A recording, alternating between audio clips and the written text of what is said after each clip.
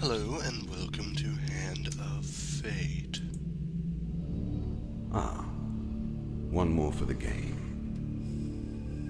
Come, sit. You have passed the 13 gates. And you come to my table to play the game of life and death. Your stake is wagered. I refuse none who come here.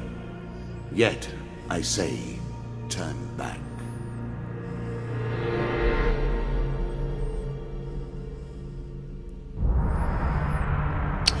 I have already played this game for the most part, and when I say most part, I mean story-wise. I have not completed the story, but I have done most of it, but I will start the story over from the beginning for the sake of this playthrough.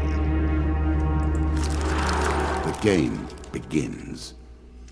One lives and one dies. Let us see what you are made of. Well, I am ready to start. Let's see what I am made of, so to speak. Here is the first member of my court, the Jack of Dust. 12 in all must fall before you may challenge me. Okay, so the bandit leader is stronger and faster than most bandits encountered. He can become enraged, making powerful, unblockable attacks. He also inspires his followers to steal gold on each hit. In the ruins of an ancient temple among the eternally shifting sand dunes lives the mysterious leader of the Desert Bandits, infamous for his reign of terror over any spice caravans that dare take their chances traveling through his domain. He rules as king over the barren lands. Question to him, what good is this spice? I mean, would anybody do business with him? You can't particularly eat only spice either.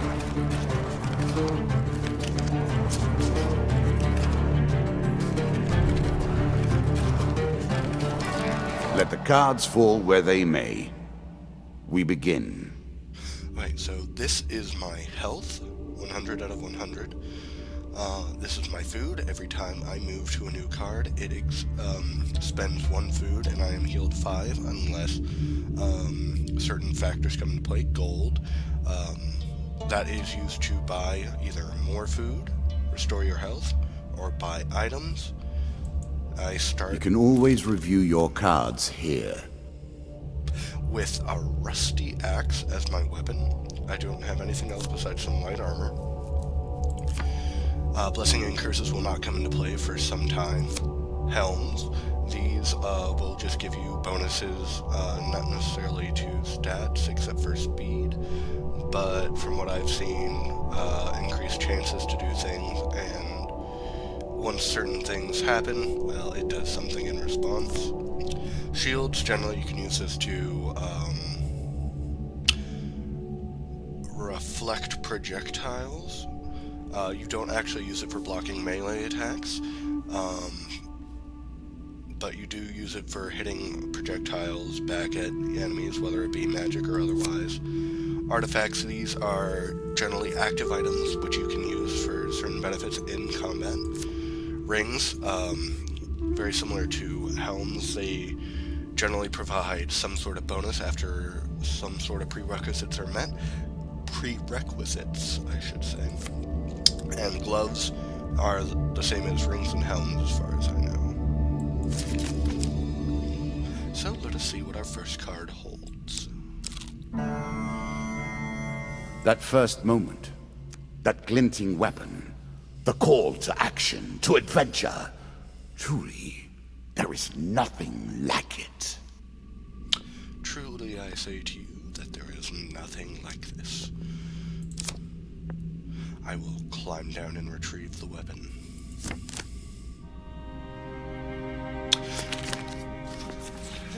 Choose from these options.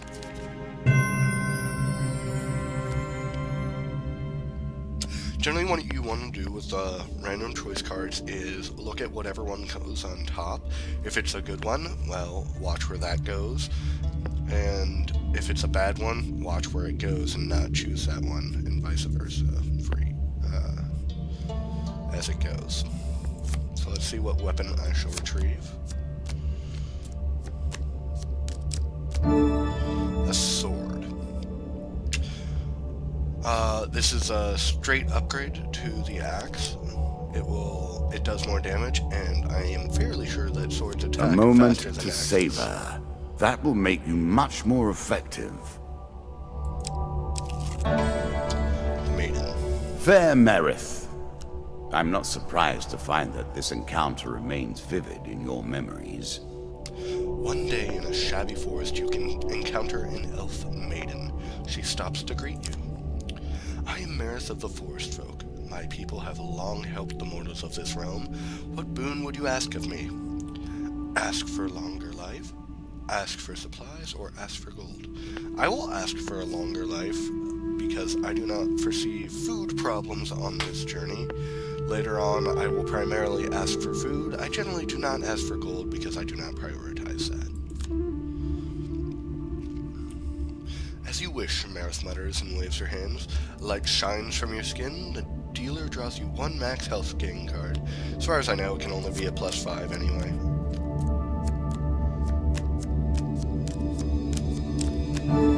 And I stand A little corrected. extra health, but it is only a momentary respite. Yeah. Health. Always good. More have of it. The more you have of it, the more reckless you can be, so to speak. I was never a fan of illusion or pretense. Here, I'll make an exception. It is Mr. Lionel, or Lionel. Whistling and enjoying your evening meal at a local tavern. A strange old man takes the seat next to yours.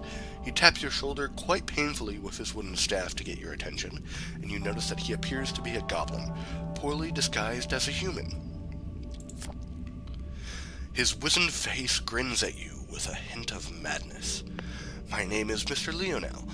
If you give me what I need, boy, I will conjure up your heart's desire with this wizarding wand of my own creation. He cackles uncontrollably for a few moments and sits patiently waiting for your answer.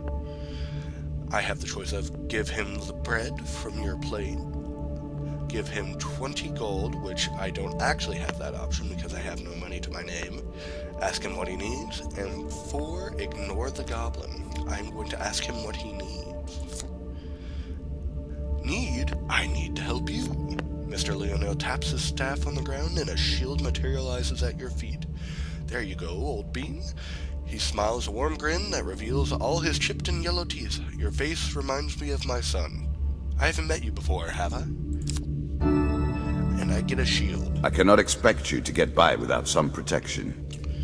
As I said, shields allow you to reflect, and that is Q. You use Q to reflect projectiles. There will be a little indicator of your head when you get the opportunity to do that. It does not actually block anything, but you can... Oh, it does allow you to counter. Yeah, you can counter, but you cannot block. You can also use it to shield bash by right-clicking, which will temporarily stun an opponent. You can now reflect your opponent's ranged attacks using your shield. Make good use of this skill if you wish to survive. Then, before you can stop him with inhuman speed, he snatches a pickled onion off your plate and sprints out of the tavern door. Yes, this one you primarily use to get a shield during the early stages of this game. And here are Every the step you stairs. take consumes food, but you will also heal as you proceed. You have discovered the exit to this area. I will take the stairs, for there is no point in turning back the way we have come. You embark upon the next leg of your adventure. Your journey is well begun. This is what I was looking for. You show some aptitude for the game. Perhaps this will not be as boring as I thought. I enjoy the voice actor, and in case you do, until he starts repeating himself too much, I will not be talking over him. I'm sure it's not called Dead Man's Gorge without reason. While crossing the ancient rope bridges of Dead Man's Gorge, you hear sounds of movement from below. It is an ambush. Draw 1 monster card. 2 of dust. Dust means humans, for humans come from dust and return to the dust.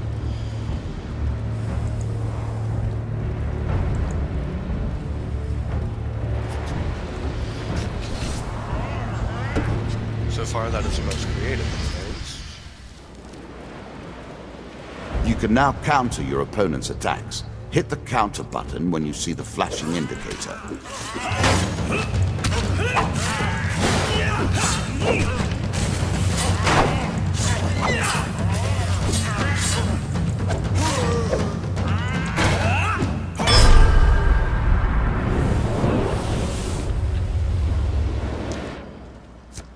Early combat is easy to say the least. All you have to do is just keep swinging your sword and then pressing Q whenever necessary. You recover what you can from the dead. The dealer draws you 3 game cards.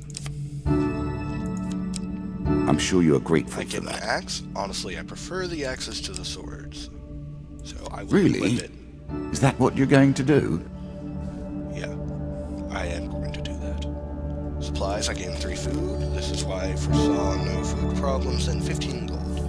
I do not remember whether or not I get the option to go to a shop, but even if I do, I don't know if I'll have enough for any of the active items that I want to get. Well, shop, as we speak of the devil, I think is the proper term there. In a shabby grove off the beaten trail, you find a traveling merchant looking to trade with wandering adventurers. General shops offer a range of items and healing, but at prices a little higher than usual. Approach the shop. This is why I don't think I'll have enough money for what I want. Greetings, wise traveler. I have much to offer you.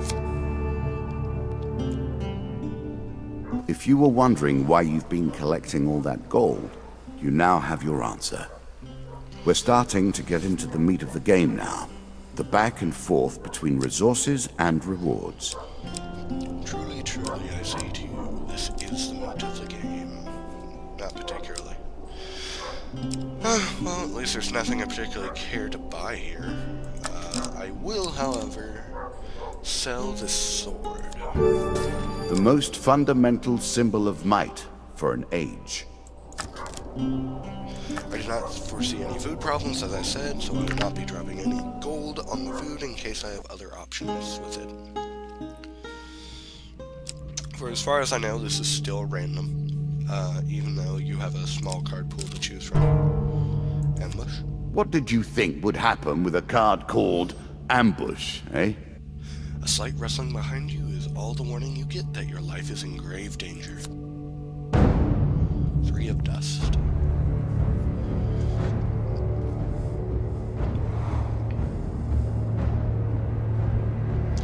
I'm going to be skipping these just because I don't care to wait for this.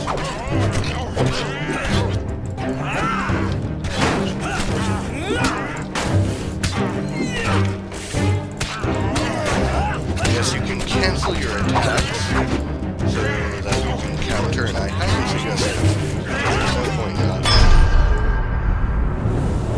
I boot him in the face as he glitches through the terrain.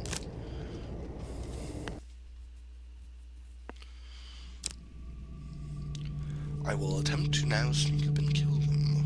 While searching the area for anything worth salvaging, you realize that one of your opponents is only pretending to be dead.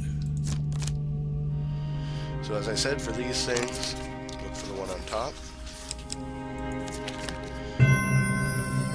And that will generally help you towards success.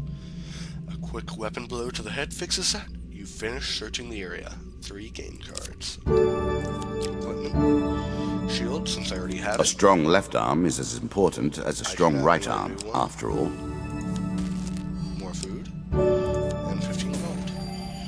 If I wanted to, I could go back to the shop, but there is no reason to do so. I think this is the boss, though. Correct. You have reached my first champion. A good man driven to madness by a war that took all from him, wife and child, kith and kin. From such dark and brittle iron I forge my tools. Now we see your metal. I've already read his description to you, so I will just go straight in. This token will unlock more cards if you can defeat this encounter. You've discovered the Jack of Dust.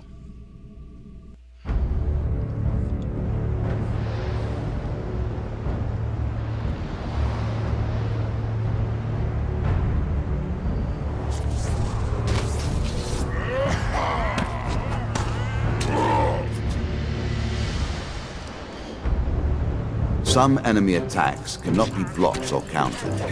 Get out of the way and stop them with your own counterattack.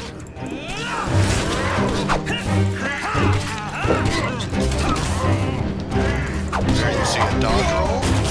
You can use that to get out of undodgeable attacks.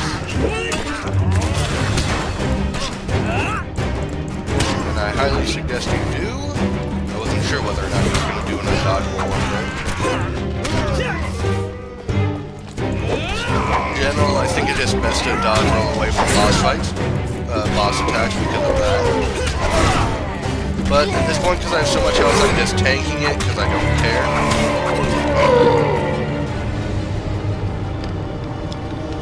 That is the first boss. Definitely not hard. Especially with a simple combat system like this. Down into the worms with him. Perhaps there is peace for him in the grave, poor soul. One champion has been sent to the cabinet. Yet we are only at the start of our road. You will face 11 more opponents who will test your strength, your memories, and your resolve. Few fall at the first hurdle.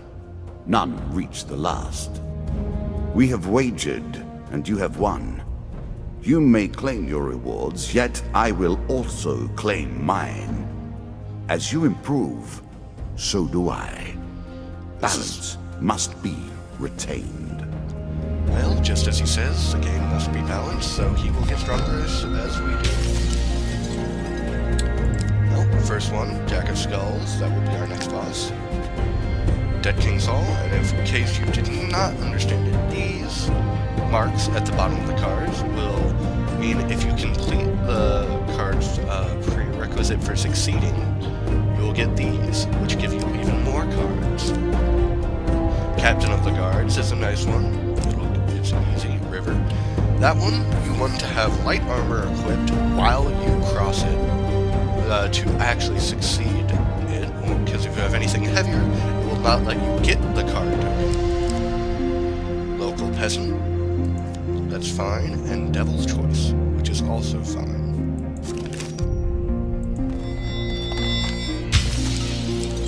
Equipment, medium armor. Yep. Desperate Measures is nice. If you're having a somewhat tough run, this can balance it out, because the more damage you take, the more damage the lower the health you are, the more damage it does. Chains of Rage. This one allows you to attack faster, if I'm not mistaken, the more hits you take. Mercenary Contract. Whenever you hit while this is active, it drops gold. And this is one of the active items I was talking about. More medium armor. And Fortitude's Breath. Every third card you travel to does not consume food.